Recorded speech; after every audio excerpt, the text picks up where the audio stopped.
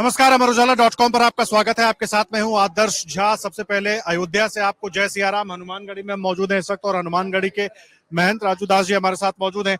महंत जी, बहुत स्वागत है आपका अमर उजाला .com पर। समय बहुत कम बचा है, श्री राम की नगरी कितनी तैयार है, हनुमानगढ़ी कितनी तैयार है मेहमानों का स्वागत करने के लिए, उन तमाम लोगों का स्वागत करने के लिए जिनके नाम के जयकारे लोग सड़कों पर लगा। बोल बजरंगबली की जय श्री राम। पूरा देश राम में, सनातन में, हिंदू में, हिंदुत्व में, राष्ट्र में और सांस्कृतिक आजादी का वो पल, वो क्षण, वो दिन हर व्यक्ति 140 करोड़ देशवासी प्रफुल्लित है, प्रसन्नचित है, उत्साहित है उस पल के लिए, उस क्षण के लिए। और पूरा देश राम में है और हम लोग तैयार हैं टाट से ठाठ की ओर। परमात्मा का रास्ता नहीं, हम लोग का रास्ता, क्योंकि हम लोग की श्रद्धा है, विश्वास है भगवान राम के प्रति, सनातन के प्रति, संस्कृति के प्रति। इसके नाते हम लोग तैयार हैं।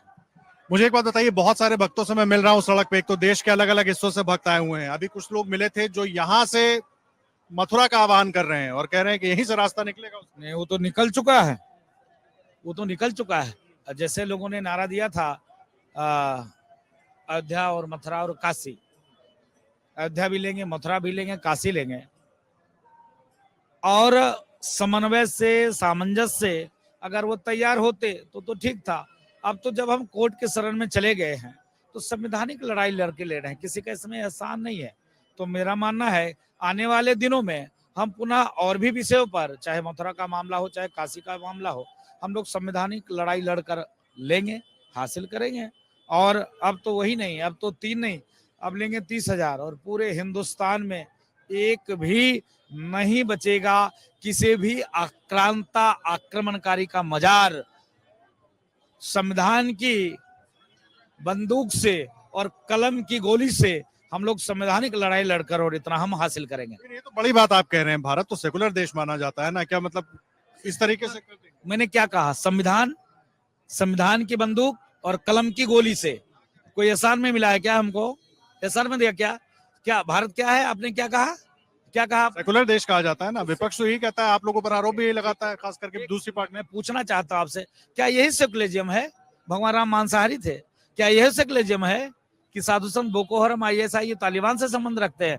क्या यही सेकुलरिज्म है? राम काल्पनिक थे, क्या यही सेकुलरिज्म है? भगवान का राम को इतने दिन तक टेंट में रखा, क्या यही सेकुलरिज्म है कि कोर्ट में पूछा जाए क्या तुम्हें दशरथ के बेटे राम हो? अभी तक किसी अल्लाह से पूछा क्या कि तेरे बाप का मुल्ला नाम था क्या? कभी पूछा क्या? क्या मोहम्मद साहब से कोई पूछा क्या तेरे बाप का नाम डिसूजा था क्या? कोई एविडेंस लाए, कोई कागज लाए हो क्या? किसी ने नहीं पूछा। सिर्फ यही मानक है आपका सेकुलरिज्म का। सेकुलरिज्म का मतलब होता है रामराज, रामराज का मतलब होता है सबके लिए एक बराबर, एक सम्मान। सिर्फ सनातन को गाली, बाकी से सवाल नहीं। ऐसा क्यों? सनातन इतना खराब है तो सनातन छोड़ के तुम इस्लाम स्वीकार कर लो। कौन रखा है तुमको?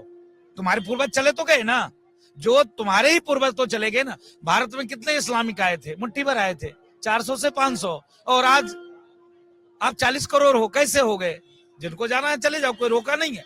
विषय यह है सेकुलरिज्म के नाम पर सनातन को गाली देना, ये हम लोग बर्दाश्त नहीं करेंगे। इसके नाते हमने कहा जितने भी आक्रांताओं ने, आक्रमणकारियों ने, षड्यंत्रकारियों ने, विदेशियों ने हमारी संस्कृति को नष्ट और विनष्ट करने का प्रयास किया और कब्जा करने का प्रयास किया, उसको मुक्त कराएंगे। इसीलिए 22 तारीख को सांस्कृतिक आजादी का पहला दिन है, बिगुल बज चुका है, अब हर जगह हम आजाद कराएंगे। आखिरी सवाल, देखिए कई लोगों से मैं मिला। एक तो आपने जो सनातन की बात की, क्या सनातन पहले कमजोर था, पिछले कुछ सालों में मजबूत हो गया? और कई लोगों से मैं मिला जो अलग अलग जगहों से आए थे। कोई मोदी को विष्णु का अवतार बता रहा है, कोई योगी को विष्णु का अवतार बता रहा है। वो बता रहा है एक निमित्त बनाया भगवान ने कि उनके हाथ से ये काम। जी, विषय है कि सनातन न कभी कमजोर था, न है, न कभी रहेगा। सनातन को मिटाने वाले आज से नहीं, बहुत शक आए, हुन आए, कुषाण आए, अंग्रेज आए, सबने मिटाने का प्रयास किया।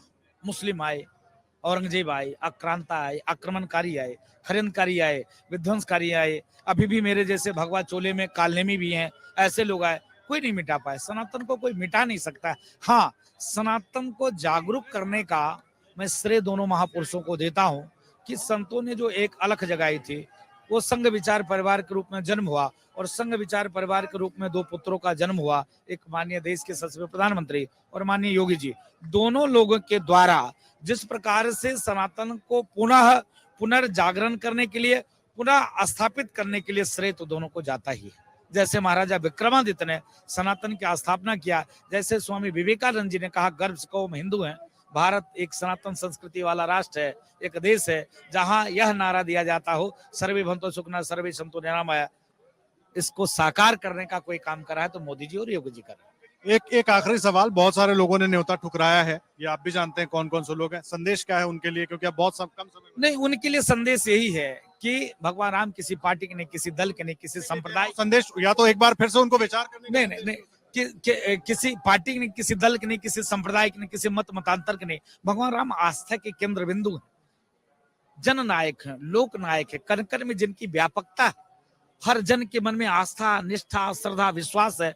तो आप इवेंट नहीं है ये, भगवान राम की जन्मभूमि की निमंत्रण है, तो आप भगवान राम को ठुकरा रहे हो। भले किसी ने निमंत्रण आपको स्वार्थ में दिया, चाहे विश्वास में दिया, चाहे व्यवहार में दिया, चाहे एक मानवता के नाते दिया, चाहे जैसे आपने कहा भारत एक सेकुलर राष्ट्र है, सबको किसी उत्सव में शामिल होना चाहिए, इसके नाम पर दिया तो आपको स्वीकार करना चाहिए। मेरा निवेदन बस यही है कि आप जब भारत तेरे टुकड़े होंगे इंशाअल्लाह का नारा लगता है, वहां तक जब आप पहुंचते हैं, जब आप संसद भवन के उड़ाने वाले के लिए और आतंकवादियों के लिए रात में 12 बजे कोर्ट खुलवा सकते हैं, उसमें आप सहयोगी बन सकते हैं, तो राम जन्मभूमि से इतना बैर क्यों? विषय ये है, पुनः विचार करिए। आइए, स्वागत है आपका। बहुत धन्यवाद बहन जी आपका हमारे साथ अमर उजाला से बात करने के लिए। बहन राजू दास जी को आप सुन रहे थे, जिन्होंने कहा कि जो लोग भारत तेरे टुकड़े होंगे के नारे लगाने वालों के साथ खड़े हो सकते हैं, जो लोग आतंकियों के लिए कोर्ट रात को खुलवा सकते हैं, वो जब राम मंदिर में प्राण प्रतिष्ठा होने वाली है उसका न्योता ठुकरा रहे हैं, उनको पुनः विचार करना चाहिए। और सेकुलरिज्म को लेकर के भी उन्होंने कहा कि सेकुलरिज्म किस तरीके से उसका दुरुपयोग हुआ है वो भी कहा है उन्होंने। लेकिन अब देखना होगा जो अपील उन्होंने की है वो कितने मानते हैं वो तमाम लोग जो विरोध कर रहे थे न्योते का या ठुकरा रहे थे, ये बड़ी बात है। लेकिन अयोध्या पूरी तरह से सज धज गई है, तैयार है, और लगातार हर अपडेट अयोध्या से आपको पहुंचाते रहेंगे। जय सिया राम। अगर आप ये वीडियो YouTube पर देख रहे हैं तो हमारे चैनल को सब्सक्राइब करें और बेल आइकन को दबाना ना भूलें। अगर आप Facebook पर ये वीडियो देख रहे हैं तो हमारे पेज को लाइक करें।